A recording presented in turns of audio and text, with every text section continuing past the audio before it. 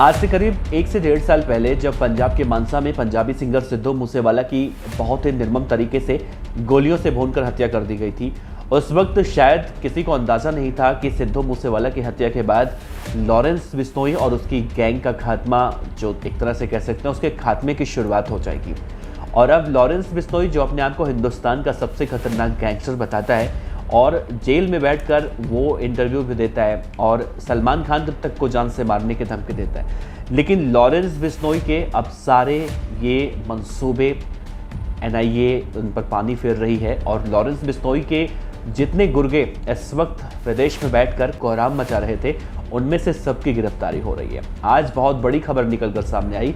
Lawrence Bishnoi का भांजा सचिन थापर उर्फ बिश्नोई इस वक्त यूएई से गिरफ्तार हो चुका है।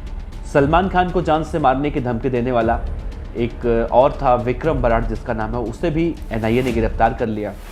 इन दोनों की गिरफ्तारी कैसे हुई, इस बारे में चर्चा करेंगे। साथ ही इन दोनों की गिरफ्तारी के बाद अब क्या होने वाला है, क्या गोल्डी बराड़ भी पकड़ा जाएगा, इस बात की सुगबुगाहट भी हो रही है। तो इन सब बातों की चर्चा आज के इस वीडियो में करेंगे। तो उम्मीद है आपसे कि वीडियो के अंत तक बने रहेगा, क्योंकि हम इस पूरे केस से जुड़ा हुआ शुरू से लेकर अंत तक क्या हुआ, क्या होने वाला है, क्या हो सकता है, एक एक बातों की समीक्षा करेंगे। नमस्कार, मेरा नाम है देवनाथ पांडे और आप देख रहे हैं बीडीएफ न्यूज़ की क्राइम सीरीज खलनायक, जिसमें हम आपको रोज़ाना सुनाते हैं अपराध की दुनिया की छोटी और बड़ी खबरें। पिछले साल मई का महीना था, आखिरी हफ्ता चल रहा था। पंजाबी सिंगर सिद्धू मूसेवाला की बहुत ही निर्मम तरीके से जान से मारने की खबर जब टीवी चैनल पर सबसे पहली बार देखने को मिली, कई लोग जो सिद्धू मूसेवाला को जानते थे उन्हें इस खबर पर शायद उस वक्त यकीन नहीं हुआ। मैंने भी सुना, जब मेरे पास पे उस वक्त फ़ोन आया कि सिद्धू मूसेवाला मार दिए गए, तो मुझे उस वक्त यकीन नहीं हुआ कि सिद्धू मूसेवाला की हत्या हो जाएगी, क्योंकि उस दिन, एक दिन पहले उस दिन से मैंने भी खबर देखी थी कि सिद्धू मूसेवाला की सिक्योरिटी हटाई गई है। और एक दिन पहले अगर किसी की सिक्योरिटी हटाई जाती है और अगले ही दिन उसकी हत्या कर दी जाती है, तो अपने आप में बहुत बड़ा सवाल खड़ा होता है कि भाई कैसे पता था कि कल ही सिक्योरिटी हटी, और जिस बात को लेकर सिक्योरिटी हटाई गई थी, जिस बात को लेकर सिक्योरिटी इन सभी लोगों को दी गई थी, उन्हें जान से मार दिया जाएगा।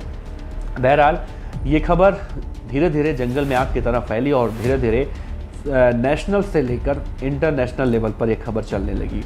उस वक्त गूगल पर सबसे ज़्यादा अगर कुछ सर्च किया जा रहा था तो सिद्धू मूसेवाला की हत्या कैसे हुई, उनके हत्यारे कौन है, इन सब बातों को लोग सर्च कर रहे थे। और चाहे वो हिंदुस्तान हो, पाकिस्तान हो, ऑस्ट्रेलिया हो, कनाडा हो, अमेरिका हो, हर जगह सिद्धू मूसेवाला के समर्थक थे। और एक बड़ा हुजूम देखने को मिला सिद्धू मूसेवाला को इंसाफ दिलाने के लिए, चाहे कांग्रेस पार्टी के नेता हों या फिर विदेशों में, कनाडा में बैठकर जो सिद्धू मूसेवाला के समर्थक हैं, वो लोग इसकी मांग करने लगे कि लॉरेंस बिश्नोई, जिसने सिद्धू मूसेवाला की हत्या की जिम्मेदारी ली है, उसे पूरी तरह से इस पूरे मामले में सज़ा दी जाए। खैर, लॉरेंस बिश्नोई तो उस वक्त तिहाड़ जेल में बंद था और लॉरेंस बिश्नोई को उसके बाद काफ़ी दिन के बाद जब पंजाब पुलिस को उसका रिमांड मिली, लॉरेंस बिश्नोई के दरअसल ये पतन की शुरुआत आप कह सकते हैं। ये सिद्धू मूसेवाला की हत्या लॉरेंस बिश्नोई के लिए उसकी पतन की शुरुआत आप साफ तौर से कहें तो शायद गलत नहीं होगा, क्योंकि पहले लॉरेंस को पकड़ा गया, लॉरेंस को पंजाब पुलिस ने कस्टडी में लिया। उसके बाद उसके एक साथी, जिसने इस पूरे वारदात में हथियारों का इंतज़ाम किया था, गैंगस्टर जग्गू भगवानपुरिया की भी उस वक्त पुलिस कस्टडी में भेजा गया। लॉरेंस पहले जहाँ जाता, उससे जब पूछताछ खत्म करके कोर्ट में उसे पेश किया जाता, फिर अगले बार जग्गू भगवानपुरिया को उसी जिले की पुलिस उसे लेकर घूमती रही। ये सिलसिला करीब 8 से 9 महीने तक चला और लॉरेंस बिश्नोई वापस से तिहाड़ भेज दिया गया। इस मामले में सिद्धू मूसेवाला की हत्या के बाद उड़ती उड़ती कई खबरें आईं। एक बार तो विदेश मंत्रालय के प्रवक्ता जो हैं, उन्होंने बाकायदा प्रेस कॉन्फ्रेंस करके कहा था कि अजरबैजान में सचिन बिश्नोई गिरफ्तार हुआ, लेकिन उसके बाद उसकी कोई खबर निकल कर सामने नहीं आई। खैर, सचिन बिश्नोई का एक इंटरव्यू उस वक्त ज़रूर आया था जब एक प्रतिष्ठित न्यूज़ चैनल न्यूज़ 18 इंडिया ने एक इंटरव्यू सचिन थापन का किया था, जिसमें सचिन थापन ने खुलासा किया था कि मैंने ही सिद्धू मूसेवाला को इतनी गोलियां मारी हैं और बाकी आगे जितने भी लोग इस तरह से हवा में उड़ रहे हैं, उन सबका यही हाल होने वाला है। ये इंटरव्यू जैसे ही सोशल मीडिया पर आया, जंगल में आग की तरह ये इंटरव्यू फैल गया और लोग लॉरेंस बिश्नोई से ज़्यादा सचिन बिश्नोई उर्फ सचिन थापन को सर्च करने लगे। सचिन के बारे में तरह तरह की जानकारियाँ इकट्ठा करने लगे और इसी सचिन को लेकर जब जानकारी आई कि सचिन गिरफ्तार हो गया तो लोगों ने राहत की सांस ली। लेकिन सचिन उस वक्त क्या सच में गिरफ्तार हुआ था? अगर सचिन उस वक्त गिरफ्तार हुआ था तो आज एक बार फिर से नेशनल इन्वेस्टिगेशन एजेंसी ने जिस तरह से गिरफ्तारी की पुष्टि की है, तो आज उसकी गिरफ्तारी कैसे हुई? एक ही व्यक्ति 2 बार गिरफ्तार कैसे हो सकता है? सिर्फ सचिन ही नहीं बल्कि अनमोल बिश्नोई जो लॉरेंस का छोटा भाई है, उसके भी गिरफ्तारी की खबरें निकलकर सामने आई थी। तो ये क्या खबरें महज अफवाह थी? पंजाब के मुख्यमंत्री भगवंत मान ने, आपको याद होगा जब गुजरात विधानसभा चुनाव हो रहा था, भगवंत मान साहब वहाँ पर चुनाव प्रचार करने के लिए गए थे और एक प्रेस कॉन्फ्रेंस के दौरान उन्होंने कहा था कि गोल्डी बराड़ भी गिरफ्तार हो चुका है। और इस पर सिद्धू मूसेवाला के पिता बलकौर सिंह साहब ने प्रतिक्रिया दी थी। उन्होंने कहा था कि मुझे तो नहीं लगता, लेकिन अगर ऐसा हुआ है तो मेरे लिए सबसे अच्छी बात है ये। लेकिन गोल्डी बराड़ भी उस वक्त गिरफ्तार नहीं हुआ था। अब सवाल उठता है कि लॉरेंस गैंग के जितने भी बदमाश थे इस पूरे वारदात में शामिल, उन लोगों की गिरफ्तारी की बातें क्यों फैलाई जा रही थी? और अगर उस वक्त ये लोग गिरफ्तार हो गए थे तो आज इनकी गिरफ्तारियां कैसे हो रही हैं? बहरहाल आज जब 2 गैंगस्टर एक बार फिर से गिरफ्तार होने की उनकी खबरें आ रही हैं, जिसमें से पहला है सचिन थापन, दूसरा है विक्रम बराड़। इन दोनों के बारे में हमने शुरू में बताया आपको, लेकिन एक बार फिर से बताएं तो जो सचिन थापन है ये लॉरेंस बिश्नोई का भांजा है। ये सिद्धू मूसेवाला की हत्या से पहले ही फरार हो गया था और लॉरेंस ने इसे फर्जी पासपोर्ट के साथ अपने भाई के साथ इन दोनों को विदेश पहले भेज चुका था और वहीं से बैठकर ये इस गैंग जो लॉरेंस बिश्नोई का क्राइम सिंडिकेट है, इसमें जो नए युवा हैं उनका ब्रेन वॉश करके सचिन थापन उनकी एंट्री गैंग में कराता है। इसके बारे में अभी तक मीडिया रिपोर्टों में जो हमने अभी तक कवर किया है, जो हमें जो जानकारियाँ मिली हैं, यही जानकारियाँ हमने अभी तक देखी हैं। दूसरा है गैंगस्टर विक्रम बराड़। विक्रम बराड़ भी सिद्धू मूसेवाला की हत्या में शामिल था। न सिर्फ सिद्धू की हत्या में बल्कि सलमान खान को भी जान से मारने की धमकी इसी विक्रम बराड़ ने दी थी।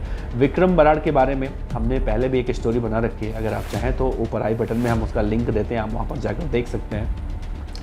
विक्रम बराड़ को लेकर कहा जाता है कि ये राजस्थान के हनुमानगढ़ के पीलबंगा इलाके का रहने वाला है और इसके पिता महज एक किसान थे और किसी तरह से चाहते थे कि ये भाई पढ़ लिख कर कुछ अच्छा आदमी बन जाए, लेकिन इसने लॉरेंस के साथ दोस्ती की और लॉरेंस बिश्नोई के साथ दोस्ती करके सोपू जो उसका एक गैंग था, सोपू आज भी चलता है, सोपू में शामिल हुआ। दरअसल सोपू को बनाया गया था कुछ student organisation of Punjab university, ये उसका फुल फॉर्म है। और लेकिन सोपू का मतलब कुछ और ही लोगों ने निकाला और आज के मौजूदा वक्त में सोपू के नाम के चर्चे लॉरेंस बिश्नोई के तरह से देखे जाते हैं। बहरहाल इन दोनों की गिरफ्तारी अब हो चुकी है, इन्हें अब भारत डिपोर्ट किया जाएगा। लेकिन सवाल वही है कि भारत डिपोर्ट किया जाएगा तो क्या अब और जो गैंगस्टर हैं जैसे सचिन थापन बचे हैं, गोल्डी बराड़ बचे हैं, इन दोनों की गिरफ्तारी कब होती है? और अगर गोल्डी बराड़ गिरफ्तार हो जाता है तो क्या लॉरेंस बिश्नोई की गैंग पूरी तरह से खत्म हो जाएगी? ये भी अपने आप में एक बड़ा सवाल है। लेकिन इन 1-2 गैंगस्टरों के गिरफ्तार होने से कुछ नहीं होने वाला।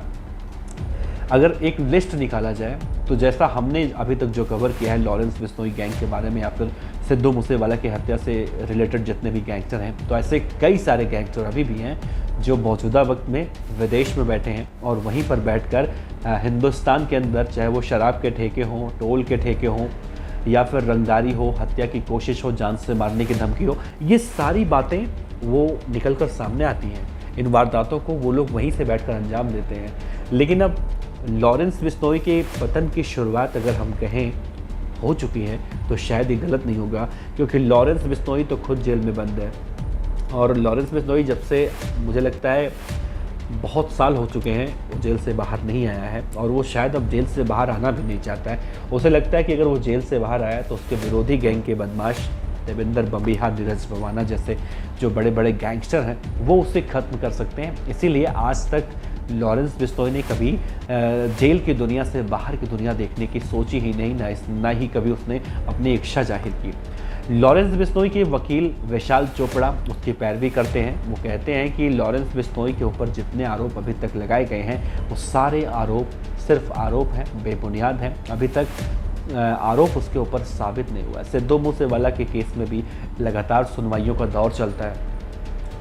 लेकिन सिद्धू मूसेवाला के केस में देखा जाए तो जो शूटर थे, जो उस वक्त सिद्धू को वहाँ पर पहुँचे, मौके वारदात पर पहुँचकर कोरोला और बोलेरो कार से पहुँचे थे, उन्हें गोली मारी थी, वो तो बहुत पहले ही गिरफ्तार हो चुके थे। लेकिन जो मास्टरमाइंड बताए जाते हैं लॉरेंस के सहयोगी, वो अब धीरे धीरे सही लेकिन उनकी भी गिरफ्तारी अब होती जा रही है। अब देखना अहम होगा कि इन बदमाशों को भारत कब डिपोर्ट किया जाता है। ये अपने आप में भी एक बड़ा सवाल है। और इससे पहले भी हमने देखा था जब गैंगस्टर कौशल चौधरी को दुबई से गिरफ्तार किया गया था, तो उसे भी भारत लेकर पुलिस आई थी और उसके बाद कौशल चौधरी भी पूरी तरह से कंट्रोल में है और इस वक्त हरियाणा के गुरुग्राम के बोंडसी जेल में कैद है। लेकिन लॉरेंस गैंग में और कौशल गैंग में थोड़ा सा अंतर है, क्योंकि मौजूदा वक्त में लॉरेंस के बारे में कहा जाता है कि उसकी गैंग के बदमाश पूरे देश भर में फैले हुए हैं और उसके 1000 से ज़्यादा शार्प शूटर बताए जाते हैं।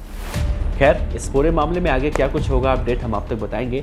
तो इस खबर पर अपने राय विचार ज़रूर रखिएगा और अगर आप हमें सपोर्ट करते हैं ऐसे, तो ऐसे ही करते रहिए, अच्छा लगता है। और हम भी निर्भीक होकर इन गैंगस्टरों के बारे में तमाम तरह की जानकारियाँ आप तक पहुँचाते हैं। हमारी खबरें आपको कैसी लगती हैं, अच्छी लगती हैं तो कमेंट बॉक्स में बता सकते हैं। अगर आप हमारे द्वारा दी गई जानकारी से थोड़े से अगर असंतुष्ट हैं, नाराज़ हैं, तो अपनी नाराज़गी भी दर्ज कर सकते हैं, ताकि हम उसको में कम से कम, अगर हमें नहीं पता है तो कम से कम हम उसमें करेक्शन कर सकें। आपका बहुत बहुत शुक्रिया। देखते रहिए PDF न्यूज़। नमस्कार, जय हिंद।